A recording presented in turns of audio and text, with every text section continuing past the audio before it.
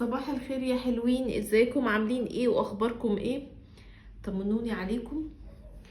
النهارده الفيديو هيكون عن ازاي نزود احتمالات ان احنا نوصل لهدفنا بشكل اسرع. انا هقول لكم على 6 حاجات ساعدتني ان انا، يعني مش عايزه اقول ان انا وصلت قوي لهدفي، لان انا عندي احلام برضو كبيره بصراحه في مجال شغلي. يعني انا مش بتكلم على القناه، لان انا قلت لكم قبل كده القناه بالنسبه لي هوايه، لكن انا في مجال شغلي عندي هدف كبير قوي، اتمنى طبعا ان انا احققه. بس يعني وصلت لحاجات حلوة في المجال اللي انا بشتغله، مقارنة ان انا دخلته وانا يعني كبيرة شوية او مش كبيرة. يعني تقريبا دخلته من 3 سنين، فانا كنت طول عمري بشتغل حاجة تانية، كنت طول عمري في مجال تاني اصلا بعيد عن المجال اللي انا فيه دلوقتي يعني. ففكرة ان انا سبت الكارير اللي انا كنت بنيته شوية، ودخلت في حاجة جديدة وقدرت ان انا اشتغل فيها وقدرت ان انا اعمل منها فلوس الى حد ما معقولة. ده بالنسبة لي انا انجاز، ولكن لسه ما وصلتش برضو للهدف الكبير قوي اللي انا حاطه عيني عليه. طبعا لما هوصل له ان شاء الله هقول لكم، ويعني هنعمل حفلة كبيرة كلنا. طيب، هقول لكم على 6 حاجات هتساعدكم ان انتوا توصلوا لاهدافكم، ومش شرط ان الهدف يكون يعني حاجة كبيرة قوي، لا ممكن يكون حتى لو حاجة معقولة، او تقدر ازاي تنجح في حياتك عموما.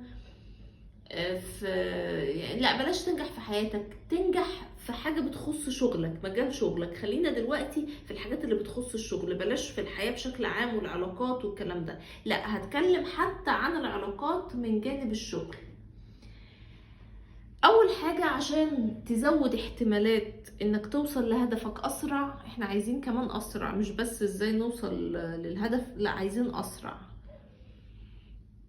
انك تعتمد المصلحة مش الحب في الصداقة. انا يعني دايما بقول لكم على الموضوع ده، وبقول لكم ان الناس اللي معاها فلوس ما بتتكلمش ان الناس دي بقت مش جدعه معاهم، وان ده ما سالش عليهم، وان ده ما اعرفش عمل ايه، زي الناس اللي عايشين في فقر واللي في طبقه متوسطه.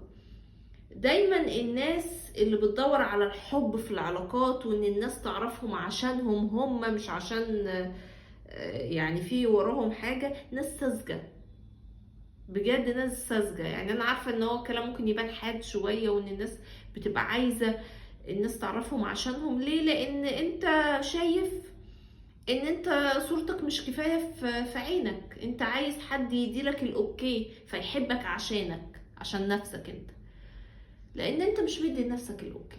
انا بالنسبة لي مدية لنفسي بصراحة، فمش مستنية حد يحبني عشان شري اصلا. ولما بقول المصلحة مش بقول ان انت تغدر بالناس او ترميهم، او ان انت تبقى منافق، لا. انا دايما لما بقول ان انت لما بتكون في صداقة مع حد ما تتكلمش عليه وحش في ظهره، ما تختبش الناس ولا هو ولا غيره، لان النميمة دي حاجة وحشة جدا.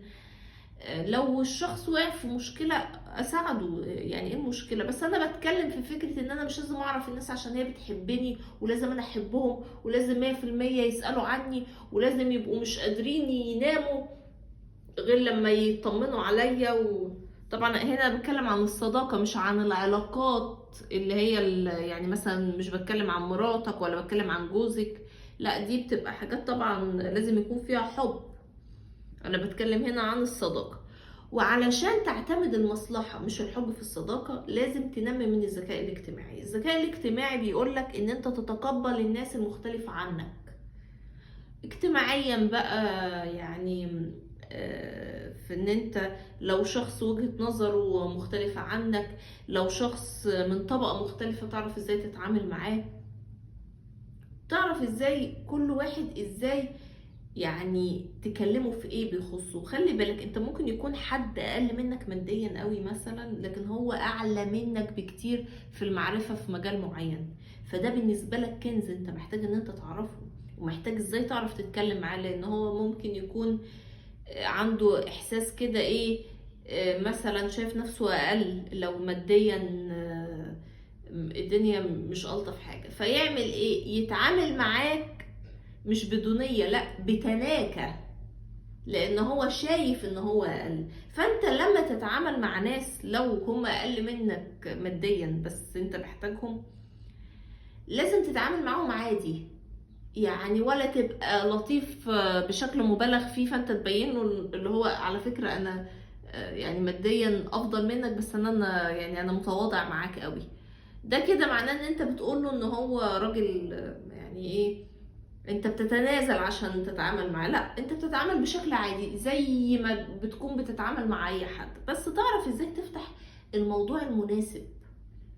عارفين يا جماعة لما بيبقى شخص مثلا متخلف شوية او جاهل شوية، بس الناس عارفة ان هو معاه فلوس، تلاقي الناس وهي بتكلمه بتنزل بالالفاظ والمستويات لمستواه عشان هو يتقبلهم.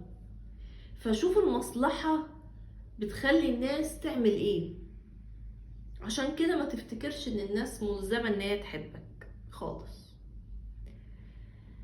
طبعا تنمي الذكاء الاجتماعي، في كتب عن الذكاء الاجتماعي، في كتاب تقريبا اسمه طريقك الى الذكاء الاجتماعي او الذكاء الاجتماعي، مش فاكرة كان اسم الكتاب ايه، بس انتوا لو كتبتوا على جوجل حتى او نزلتوا رحتوا المكتبة اشتريتوا كتب، هتلاقوا فيه 5000 كتاب بيكلمك عن الذكاء الاجتماعي. واحسن طريقة طبعا ان انت تنمي بيها المهارة دي ان انت تتعامل مع ناس كتير وتتقبل الناس المختلفة عنك. تاني حاجة عشان تزود احتمال انك توصل لهدفك اسرع، كل ما كنت عاوز الهدف من جواك كل ما وصلت اسرع. يعني ايه؟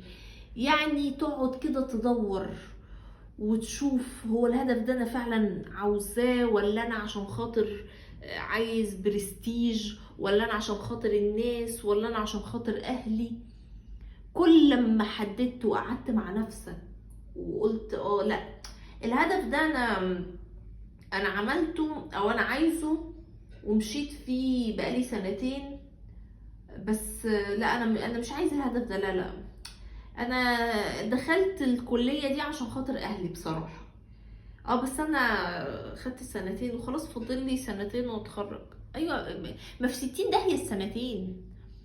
لو كليه انت مش عايزها ومش حاببها وانت شايف نفسك في كليه تانية، ارمي السنتين في صندوق الزباله وابدا في حاجه انت حاببها، حاجه انت عاوزها. حتى لو فشلت فيها، الفشل في حاجة بتحبها افضل من ان انت تنجح في حاجة انت مش عايزها. لان انت لو نجحت في حاجة انت مش عاوزها، انت حتى ولا خدت المكافأة، اللي هو حتى لو انت نجحت انت مش مبسوط لان انت مش عايزها، ولا خدت المسكن اللي هو شغفك او حبك في الحاجة يخليك ان انت تكمل وانت بتقابل صعوبات وحاجات مش حلوة. فانت كل ما كنت عاوز الحاجة من جواك كل ما هتوصل لها اسرع. تالت حاجة، ما تخافش من الفشل، يعني اقعد جرب، يمكن يكون النجاح بعد الخطوة ال 12. يعني عندك 12 محاولة فشل وفي الخطوة ال 13 هي النجاح. فما تخافوش ابدا من الفشل، وان انتوا تجربوا حاجة وحاجة وحاجة. في كل حاجة بتجربوها بتتعرفوا على ناس جديدة، بتعرفوا ان الطريق ده كان غلط، ده ما كانش ينفع يعني اعمل كذا، ده ما كانش ينفع اتعامل مع الشخص ده. عارفين يا جماعة لما دخلت الكلية اتخدعت في ناس في التعامل معاهم، وعلى قد ما كنت متضايقة على قد ما كنت بحمد ربنا قوي، لان بقول انا كده كده الكلية سنة سنتين وهسيبها، كل واحد راح لحاله. لكن لو كنت قابلت النوعية دي في الشغل كنت هبقى متضايقة قوي اكتر، لان الشغل هقعد فيه فترة اطول وكمان ساعات اطول من الجامعة. فقلت لا، ده كويس، فكويس ان حصل كده مع الناس دي في المكان ده. فانت دايما وانت بتتعامل مع الناس، مع الفرص، مع اي حاجة، مفيش مشكلة لو انت فشلت، لو انت وقعت هيجيلك المكان المناسب اللي هتكون بقى عملت الخبرة واتعلمت من الدروس اللي فاتت عشان تقدر تأدي فيه وتعمل فيه حاجات افضل. رابع حاجة، الفكرة الذهبية، الفكرة اللي مفيش منها، الفكرة اللي انت مستنيها تحصل تنقلك وترفعك من حتة لحتة، مش بتيجي غير على قد ايه انت بتشتغل عليها. يعني مش هتجيلك في قعدة شاي. يعني لو انت فاكر ان انت عايز كده تعملك فنجان قهوة وتبقى قاعد كده منسجم في الطبيعة، لا لازم الفكرة تجيلي، يلا بفكر اهو، عايز فكرة مشروع تكسبني ذهب، يلا يلا يا عقلي اهو جبت لك قهوة، طب يلا جبت لك شوكولاتة، طب يلا اهو بعدت عن الناس، ايوه عايزة افكر، يلا فكرة مشروع تكسبني ملايين، يلا. ده مش هيحصل، مش هيحصل غير نادرا. يعني ممكن يحصل مع حد طبعا، بس نادرا ما هيحصل. الفكرة بتيجي بقد ايه انت بتشتغل عليها. يعني ايه؟ يعني هتجيلك فكرة اللي هو ايه، انا عايز اعمل مشروع، طيب انا بفهم في ايه او اقدر انجح في ايه والسوق عايز ايه.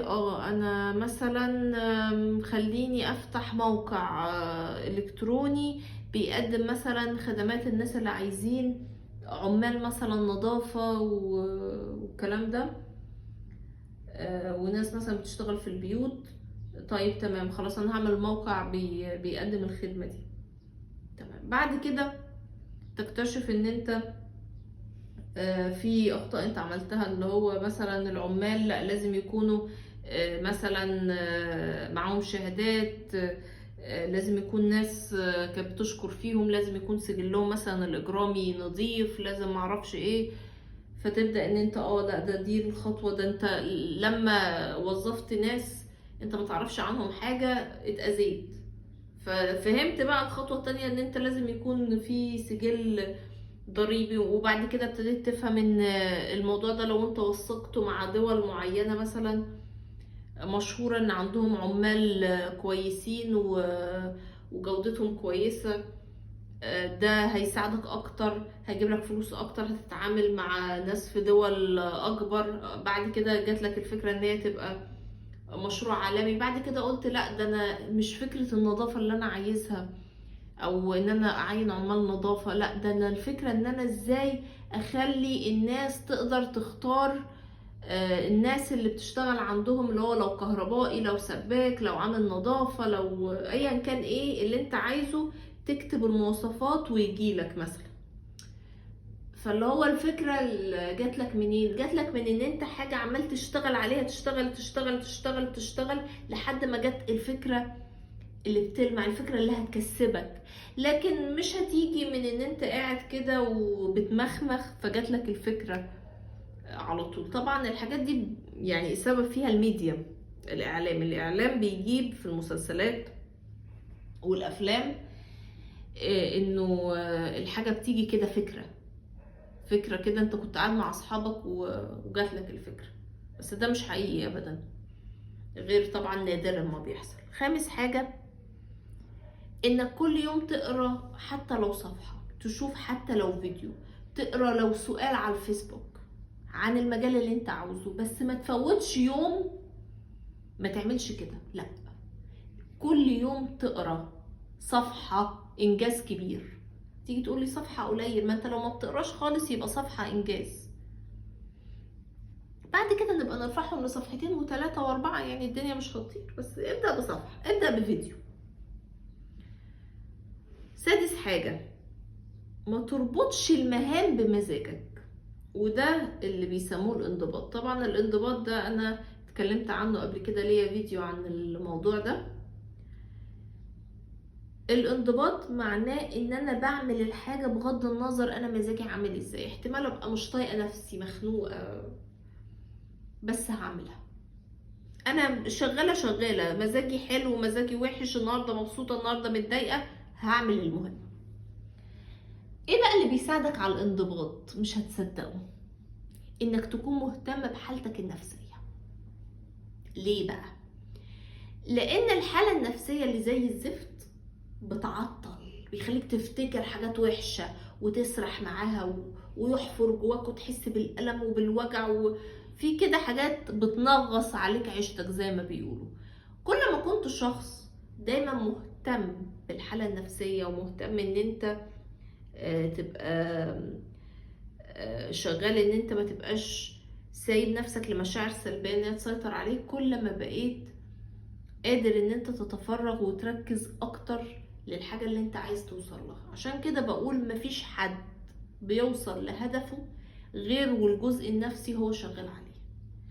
وده السبب، يعني مش عايزة اقول الوحيد، بس ده اكبر سبب بيخلي الناس الموهوبة والكويسة والشاطرة ومع ذلك ما تقدرش ان هي توصل لحاجة. تلاقي ممثل مفيش زيه بجد في التمثيل، بس ما بياخدش بطولة وادواره على قدها، وكل فين وفين لما بنشوفه، مش عشان هو موهوب وشايف موهبته، لا، في الاغلب عنده جزء نفسي كده تعبه، في حاجة نفسية يعني عمالة تشوك فيه، مأثرة عليه، على انجازاته، على اختياراته. وبس كده، واشوفكم على خير.